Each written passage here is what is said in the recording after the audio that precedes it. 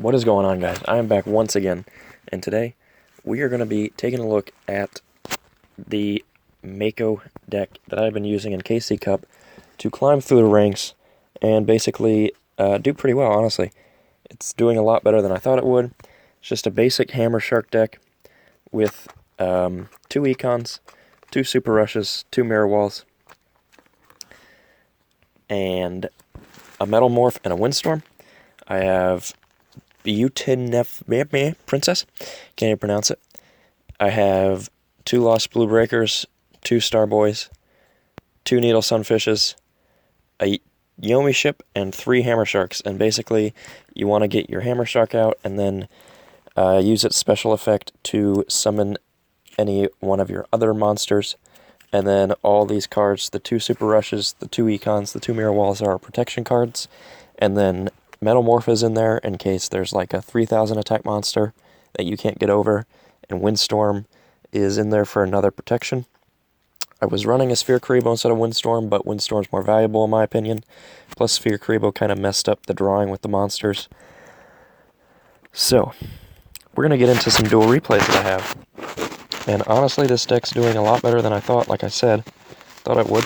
So we're going to do Mako versus Kaiba, which is the first dual replay. This this deck pretty much just smoked. This shows you the raw power of the deck and how fast it can win you games. This deck has beaten the Dr. Crowler deck, if that's his name. He uses the middle-aged mechs, I guess. Not too sure what that is exactly called because I missed that entire event. But this deck pretty much smoked him. This deck beat a pretty good Ojama deck, and this deck also beat Cyber Angels. So this deck's definitely not messing around. I think it's pretty underrated, and I think you guys should definitely check it out if you can build it, because like I said, it just honestly, I don't know. It honestly, I did not expect it to beat the Ojamas or the Cyber Angels or the Middle Age Mechs. So it was a nice surprise. But this guy decides to attack my face down Yomi ship, and it destroys him. If you guys have 2 Yomi ships, I would probably recommend running 2 and taking out a Starboy. But for the most part, this deck still runs pretty good without 2 Yomi ships. Use Hammer Shark to summon Beautiful Fish Princess. You get another Hammer Shark, and then you get another special summon, which then I will use to summon my Lost Blue Breaker. And I'm going to set Metal Morph just in case I don't win this turn, in case he has some face-down shenanigans, but this duel's pretty much over. First attack goes through, and after this attack goes through, I'm pretty much won the game, because it doesn't look like he has anything. He either had something that he thought might be able to stop it, or he realized that he was just going to lose, so he didn't activate it, because it is pausing a little bit, but oh well. So that was the first duel against Seto Kaiba. That was just a normal dragon deck, but I just wanted to put it in here to show you the raw power of the deck. And then we're going to do the Cyber Angels, and we're going to leave the best duel for last, which was the Ojamas. That duel took a while, but it was definitely the most fun and the most interesting. So the reason why I run 2 Econs, you could run 3, but make sure to take out another spell or trap card. So like run 3 Econs, but take out Windstorm. The reason why I run 3 Econs is for Cyber Angels, essentially, and for just protection in general, but mostly Cyber Angels since they're part of the meta now. And you'll see in this duel how important an Econ was at that exact point. And she's using Master Rights with Alexis Rhodes, going pretty try-hard, to be honest. I have a pretty good starting hand. I'm definitely happy that I opened up with an Econ. So I decided to set it. I decided to use Hammer Shark's effect and summon a Starboy, I believe, because I wanted the attack boost. Needle Sunfish didn't really help me in that specific situation, so I just went with the Starboy. And we're going to do 2400. She's going to be down to 350 life points, and I was feeling pretty good until she started to summon a Dakini. So she gets her Cyber Petite Angel, gets her Dakini out of the deck. She's going to go for it. She's going to do the Machine Angel Absolute Ritual, tribute off a Ben 10, and the Petite Angel, and she's going to get a Cyber Angel Dakini. So at this point, I'm like, okay, definitely need to econ this, and you guys want to wait to econ it until both effects go off and you can chain it. I decide to tribute it for the Starboy. I take Dakini, and Dakini's effect allows you to send a card to the graveyard.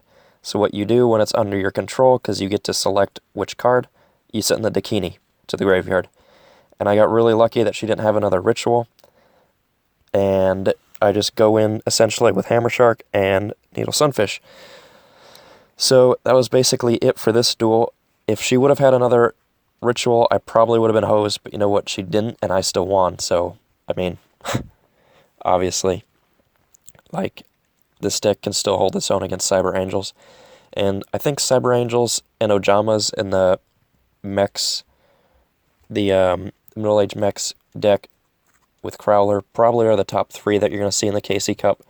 All these duels were in the KC Cup. The Cyber Angel person and this Ojama person were all level 9 when I was level 7. So, pretty tough duels, honestly, but this deck definitely held its own. This duel was the most annoying out of all of them, because he kept top-decking cards that he needed to be able to summon his fusion monster, which you'll see in a second. So, I open up with just a Starboy, and this is one of the worst opening hands for this deck, even though I got a lot of defensive cards. I don't know. Just opening up with a Starboy just is not good to me, because it's only a 1250 attack monster and only 700 defense. So a Mirror Wall doesn't really help you if he gets switched into defense.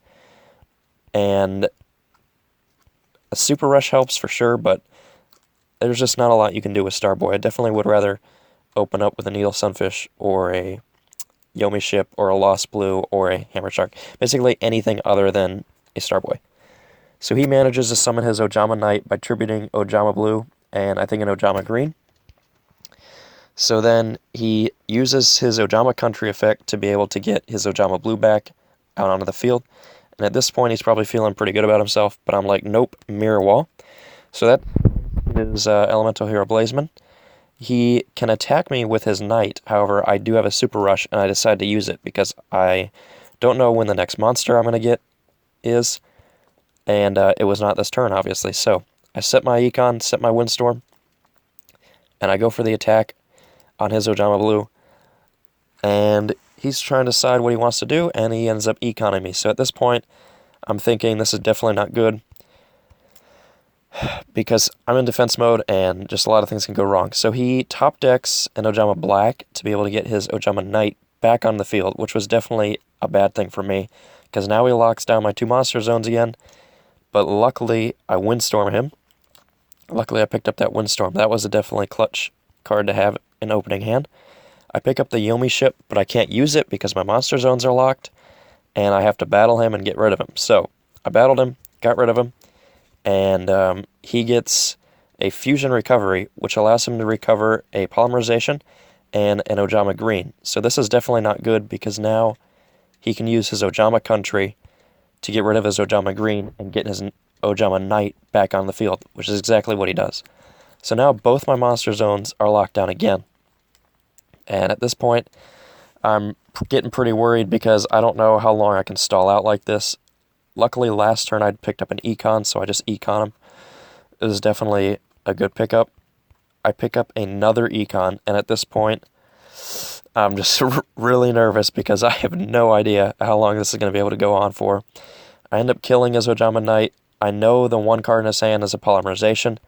However, he picks up another Ojama Green, gets his Ojama Knight back out, and locks down both of my monster zones again.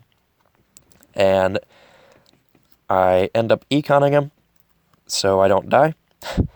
Because if I would let this Starboy die, I would be in a worse position than if I set a Yomi Ship, in my opinion, so I just kept letting him live. This Super Rush Headlong was definitely the most clutch pickup of the entire match, because now instead of flipping his Ojama Knight into defense position, I can now destroy it. So he doesn't pick up a monster or another Ojama to be able to get his Ojama Knight back, or to be able to put anything down the field. So I kill his Ojama Blue, but now he gets to search. So he's going to search out an Ojama black that looked like an Ojama green. So now he most likely can poly next turn for his Ojama king. So I just do as much damage as I can, and I'm just sitting back, super relaxed because of this super rush headlong.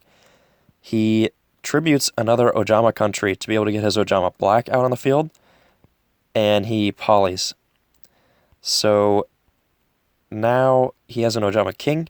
It's not that much different than Ojama knight. I'm not really sure why he polyed for Ojama king.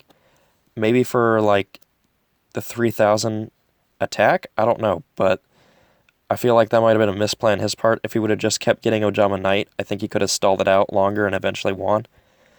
But I have a super rush headlong. Thank the Lord. Selected light tribute and destroy it, and he's basically done at this point. I end up drawing a lost blue breaker. Just in case anything happens, I destroy his Ojama country, which basically just screws him over, honestly. Like, even if I wouldn't have won this turn, he couldn't have done anything, because now all of his Ojamas are 0 attack, and he has no more polymerization fusion monsters in his deck, so he was just basically done at that point. But that was the most interesting duel, and you guys definitely need to check out this deck. I had a lot of fun playing it. I'm still playing it. It has climbed me up all the way to level 8 in the KC Cup, and I'll show you guys my win loss. So 2 wins, 1 loss, 3 wins for this one. This loss right here, I actually got timed out. I didn't even get to start the duel, so I'm not counting that one.